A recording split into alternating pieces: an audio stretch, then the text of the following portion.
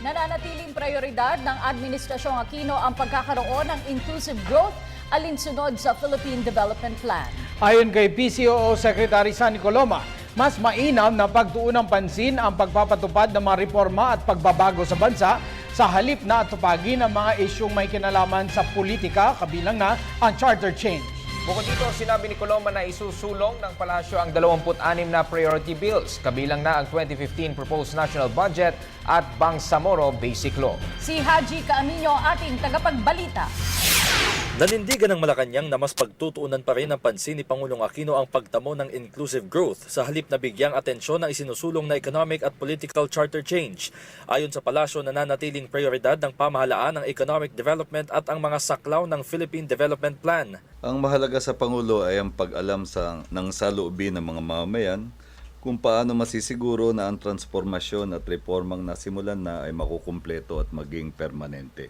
Ipinahayag ng Pangulo noong nakaraang SONA.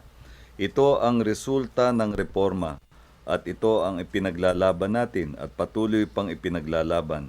Hindi ang pagpapanatili ng nakasanayan, kundi ang pagbabago ng sistema para makinabang ang lahat.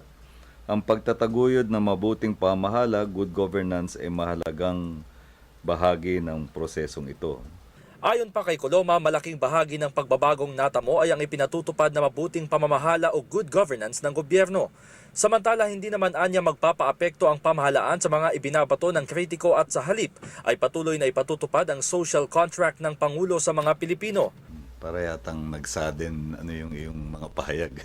Ang una nating tinutukoy yung pagpapahayag ng mga opinyon. Ang pangalawa ay yung tungkol sa pananalig ng Pangulo at ng administrasyon na makatuwiran ang ating mga mamamayan, hindi naman basta-basta nagpapadala sa daloy ng opinyon. At dahil dyan, hindi po kami natitinag, hindi kami naliligalig, hindi kami nag-aalala, dahil may kumpiyansa po kami at pagtiwala sa pagiging makatuwiran ng ating mga mamamayan na kinikilala nila kung ano ang totoo at kung ano ang tama. Dagdag pa ng kalihim, mas bibigyang prioridad ng palasyo ang pagsusulong sa Kamara ng 26 na priority bills. Malaking bahagi ng mga measures na yon ay patungkol sa economic development.